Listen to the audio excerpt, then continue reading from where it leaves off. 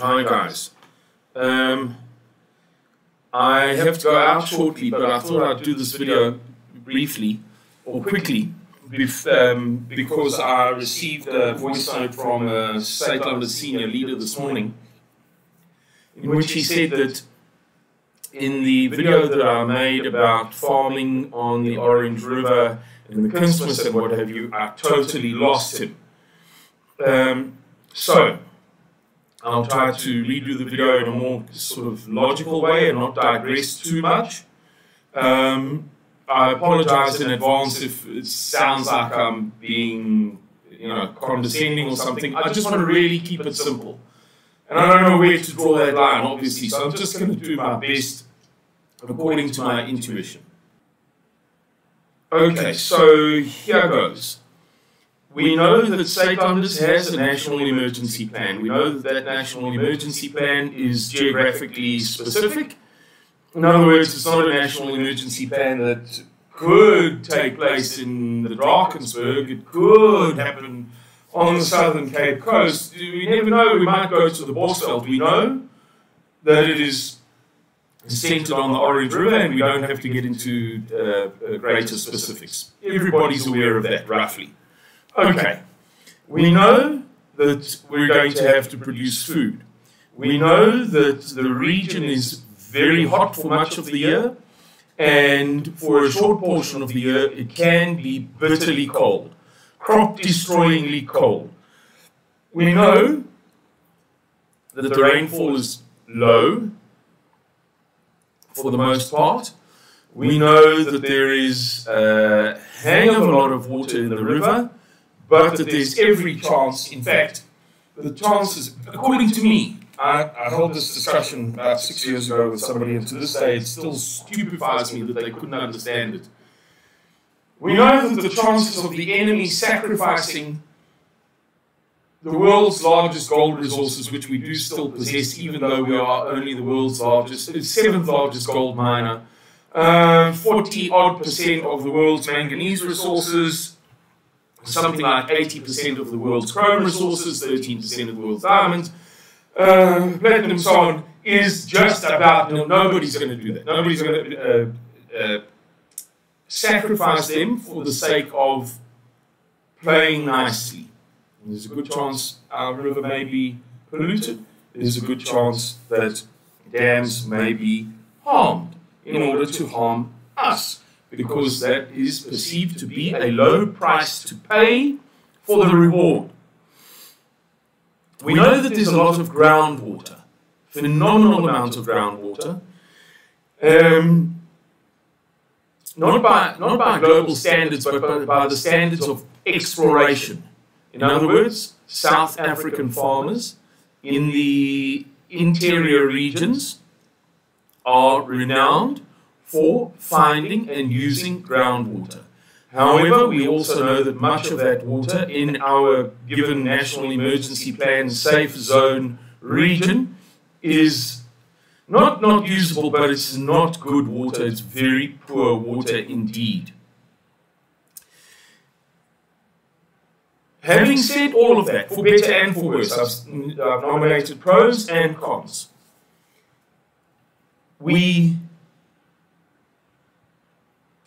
About 6 years ago, I happened to have, for a completely different purpose, a lot of data pertaining to South African agricultural production, and I used that to do research for the sake of the National Emergency Plan. And therefore, with respect, unless you've done more research than I have, or better research, or you're a farmer along the Orange River, or you studied agriculture, if you're just a layman than me, like me, then with respect, not with disrespect, purely because I've done extensive research, you can't tell me anything about the superabundance of food resources, Kamstag, supposedly, putatively, ostensibly. We know that the region in question produces about 16 times more food than it consumes. What's more, we know that the number of incoming refugees that will swell the population is far lower, far fewer in number than the number of outgoing refugees whom we will ask to relinquish their physical space under international law if we are in circumstances of race-based civil war. Some of these are very sensitive topics, but they've been discussed here in South Africa, they've been discussed from South Africa, that is to say, spoken about by broadcast overseas and physically overseas. So they're not a secret. So therefore you might say that the region in question may have as much as, may possess and generate and produce as much as 20 times the amount of food we could ever consume. Let's be conservative. Let's say 5 times. That's a very healthy circumstance in which to find yourself. A very healthy condition of being for us. However, what I was trying to say in the other video is that I met a guy who, this guy did all sorts of things in his life, and he reached the point where he wanted to give his life to the Lord, but through a purpose. So, Lord, make me a missionary. Or, Lord, let me go to Bible school and become a pastor. Or, Lord, I'll go and feed the poor in India, whatever it may be. And the answer he got was to devote himself to agriculture. This is after something like 10 years of prayer. To agriculture for a time of crisis, a time of nationwide anarchy, a time of civil war. He didn't understand the answer, but he devoted himself to it. And so he's a good Christian man, like-minded to us, who is preparing to function in that role of food provider for the folk in the time that lies ahead. And he said to me that we should not count too heavily. He said this in a retiring manner. He wasn't brash and assertive about it. He was very polite in the way that he said it. He said, don't count too much on the life-giving properties of the Orange River alluvial plain. On those portions of the alluvial plain that have hitherto been the subject of commercial irrigated crop farming. Because in all cases, the soil will have been subject to, exposed to, decades and decades and decades of commercial fertilizers. And those commercial fertilizers will have utterly extirpated. Extirpated is the strongest word in the English language for completely removing something, or completely destroying something, or utterly eradicating something. My word, not his, but he was quite emphatic.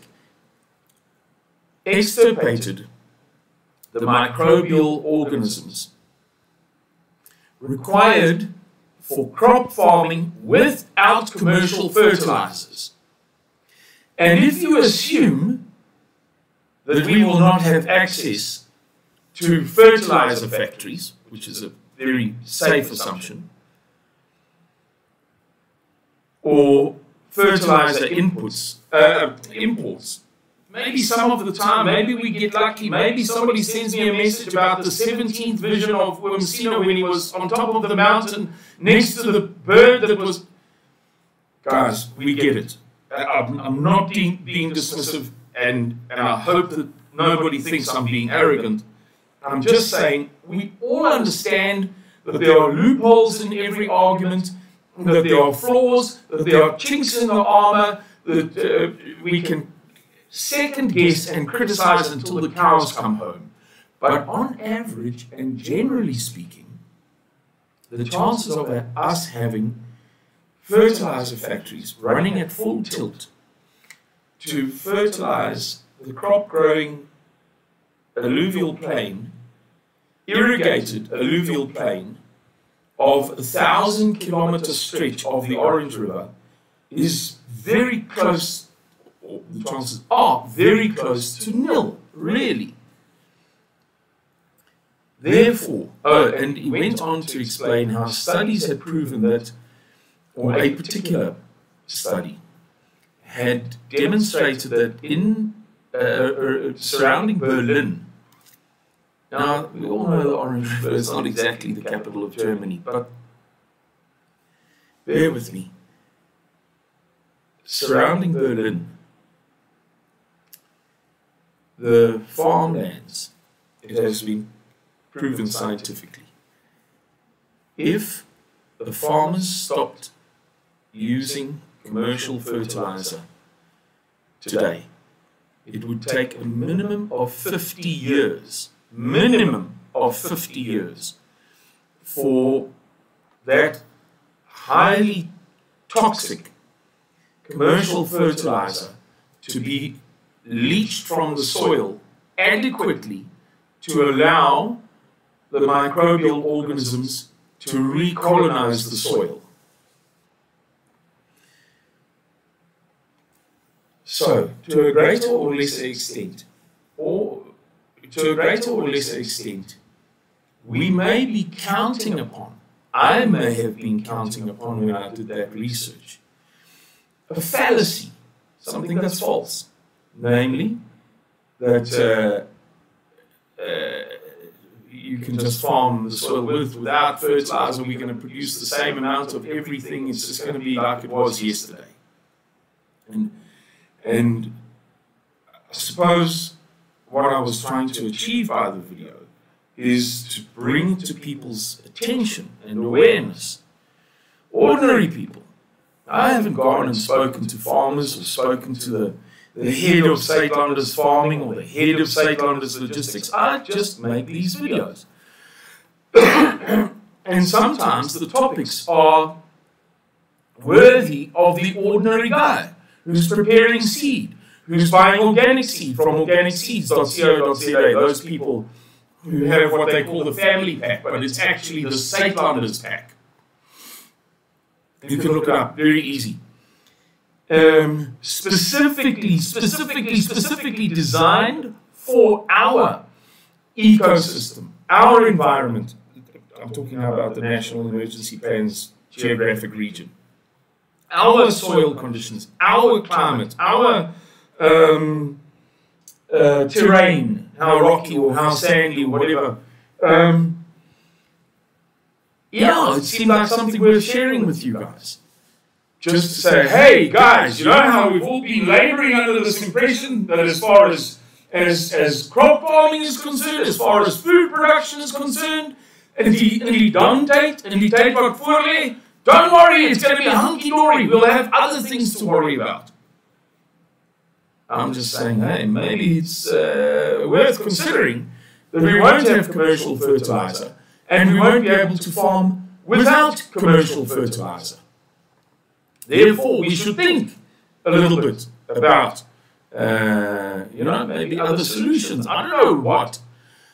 I know nothing about this stuff. Nothing. As I've told you many times. So I'm not the right guy to say hydroponics. Hydroponics, boys, we've got a massive hydroponics. Every Saitlander must be thinking about hydroponics. Or alternative ways of getting commercial fertilizers. Somebody might send me a message saying, did you know that in Colesberg lies the world's greatest potash resources? Don't worry, fertilizer's taken care of. Just got to dig it out of the ground. I don't know, no idea. Just thought I'd mention it. Hope it was useful. Hope it was thought-provoking. And, yeah. Good luck with your preparations, guys. It looks like it's going to get tasty this year. It really looks like there's going to be action. And by the way, I'm not talking about China, Taiwan. I strongly believe that the Chinese shall invade Taiwan sooner or later, but that it shouldn't be our primary concern this year. I'm not talking about Kazakhstan, not talking about Turkey, not talking about Ukraine. It's a very overblown crisis. If you understand the background to it, you'd understand that it's not what it seems to be on the surface. It's got to do with promises that Ronald Reagan made to Mikhail Gorbachev, and then subsequently, I don't want to get this wrong, that Bill Clinton explicitly gave, and this is recorded in writing, by the way, it's come out recently, to Boris Yeltsin, if I remember correctly. So I don't think it's any of that stuff. But inflation, shortages, famine, and civil unrest, yeah, it's going to be a bumpy ride this year. No two ways about it. Okie dokes, everybody. Take very, very, very good care of yourselves. I can say from my heart, from this